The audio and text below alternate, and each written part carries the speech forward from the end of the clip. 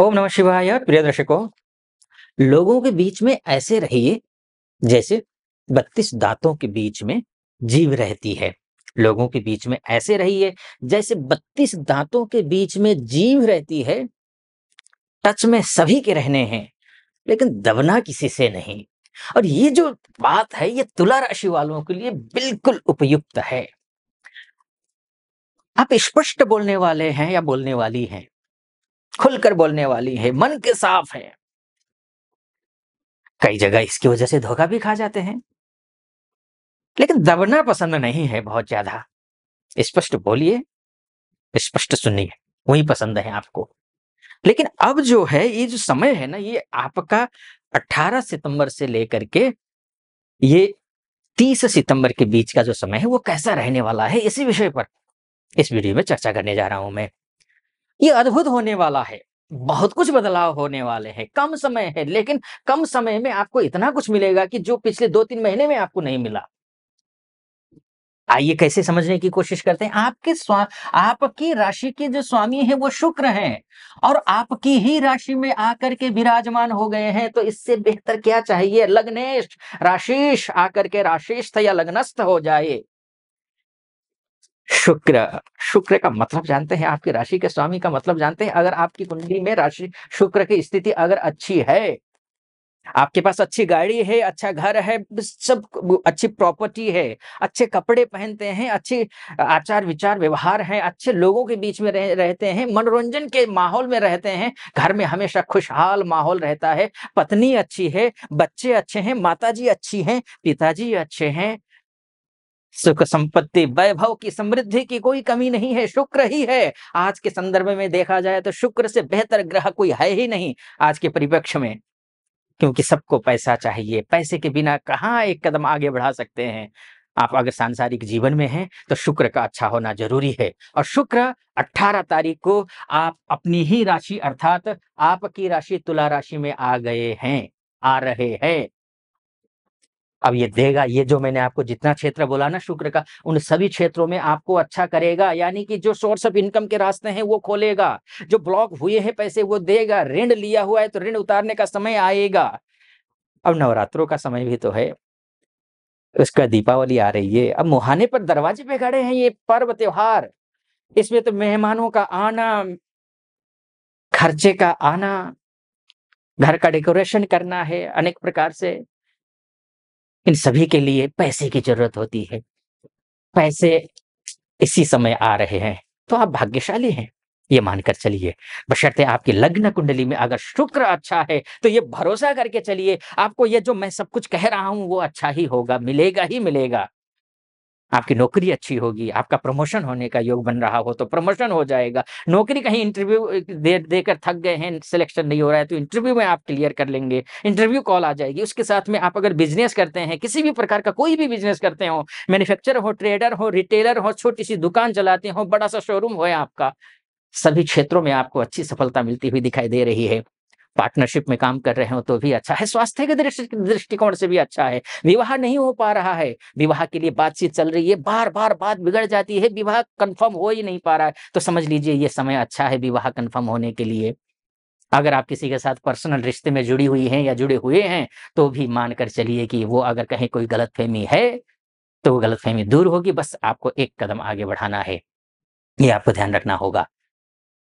बस लेकिन आपकी लग्न कुंडली में शुक्र खराब है, तो आपको फिर ये जो मैं बोल रहा हूँ, वो संपूर्ण नहीं मिलेगा।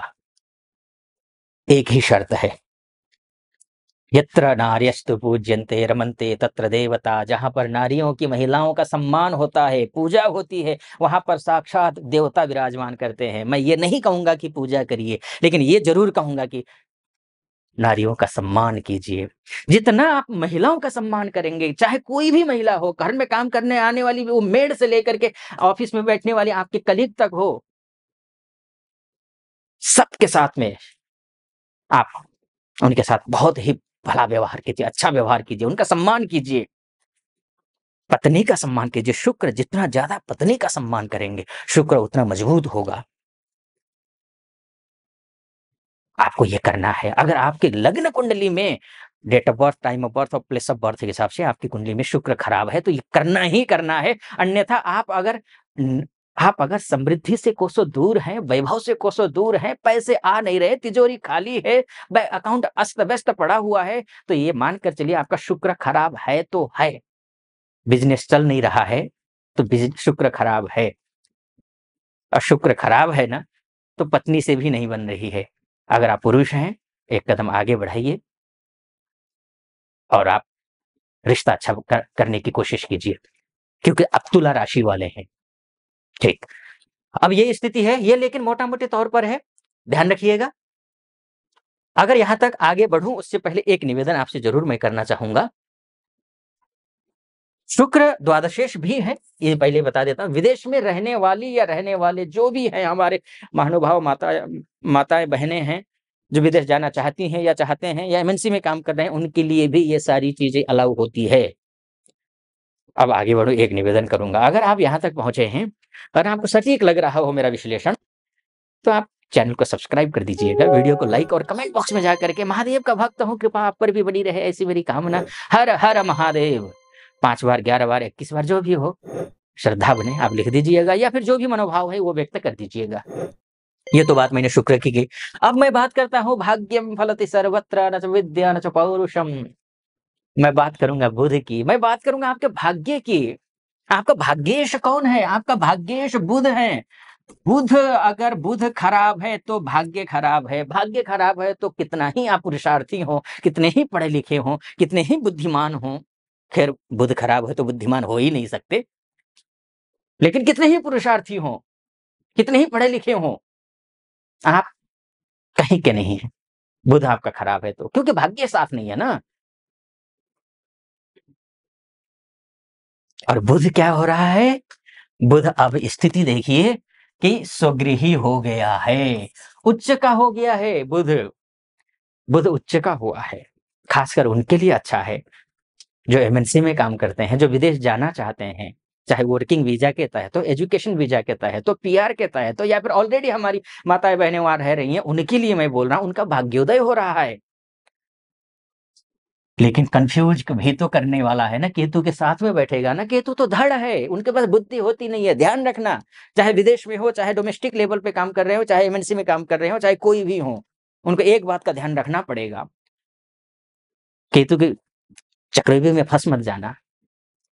द्वादशस्थ केतु है, द्वादशस्थ केतु हो, आपको काम से डिस्ट्रैक्ट कर देता है, वो काम करवा देता है, फिर सोचने पर मजबूर करता है कि भैया मैंने किया क्या, बड़ा कंफ्यूज करता है। इसलिए आपको केतु को मजबूत नहीं करना है, आपको बुध को मजबूत करना है। आपका बुध ऑलरेडी वहां द्वादश में जा रहा है तो कमजोर होता है द्वादश का बुध, लेकिन वो अपने उच्च की राशि में जा रहा है तो उतना जितना कमजोर होना चाहिए उतना तो नहीं होगा कम से कम। और उसके साथ में सूर्य के साथ में है तो बुधादित्य नामक राजयोग बनता है। हाँ, ये भी अलग शास्त्र कहते हैं कि द्वादशस्थ सूर्य बुध का जो संबंध होने पर बुधादित्य राजयोग खंडित हो जाता है, भंग हो जाता है, लेकिन कुछ शास्त्रों का यह भी मानना है कि होता तो है लेकिन कमजोर होता है। लेकिन केतु को मजबूत होने मत देना। अगर केतु को मजबूत होने नहीं दिया, बुद्धि से काम किया आपने, तो ये समझ लीजिए कोई भी काम करना हो, बड़ों से सलाह लीजिए, मशवरा लीजिए, जो इस विषय के मर्मज्ञ हैं, परिपक्व हैं, उनसे सलाह लीजिए, उसके बाद कार्य कीजिए। तो मैं भरोसे से कह रहा हूं, आपको सफलता मिलेगी, आपका भाग्योदय होगा। मोटा-मोटी तौर पर है, ध्यान रखिएगा। विस्तार से अगर कुंडली के बारे में जानना चाहते हैं कि वाकई में ऐसा ही चलता रहेगा या फिर भविष्य में कुछ है भी, कैसा है भविष्य, चर्चा करना चाहते हैं, तो नीचे नंबर है, उस नंबर पे कॉल कीजिए, हमारी टीम से बात कीजिए। टीम से बात करके वो जो तिथि निर्धारित कर देगी मेरी टीम मुझसे कंसल्टेंसी लेने के लिए, तो उसी तिथि पर, उसी समय पर आपकी कुंडली का विस्तार से चर्चा करेंगे। आप खुश रहें, प्रसन्न रहें, वैभवशाली रहें, महादेव की कृपा आप पर बनी रहे, ऐसी मेरी कामना। सटीक लगा हो, सब्सक्राइब, लाइक और कमेंट जरूर कर दीजिएगा। फिलहाल अनुमति चाहूंगा। ओम नमः शिवाय।